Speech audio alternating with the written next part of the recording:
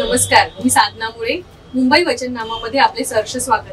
चला पाहूया आजच्या ठळक बातम्या. धुळे शहरातील सार्वजनिक बांधकाम विभागात बोगस प्रमाणपत्रधारक अधिकाऱ्यांविरोधात प्रचंड असंतोष पाहायला मिळत आहे. दक्ष पत्रकार संघाच्या नेतृत्वाखाली सुरू असलेल्या या आंदोलनात फसवणुकीचा खेळ, संपत्तीवर जप्तीचा मेळ अशी जोरदार मागणी करण्यात येत आहे. आंदोलनादरम्यान दक्ष पत्रकार संघाचे अध्यक्ष दीपक कुमार बागुल यांनी आत्मदहनाचा इशारा पोलिसांनी मोडला. बेतसारा असा प्रकार घडला. पोलिसांच्या त्वरित हस्तक्षेपामुळे ही गंभीर परिस्थिती नियंत्रणात आणण्यात यश आले आहे.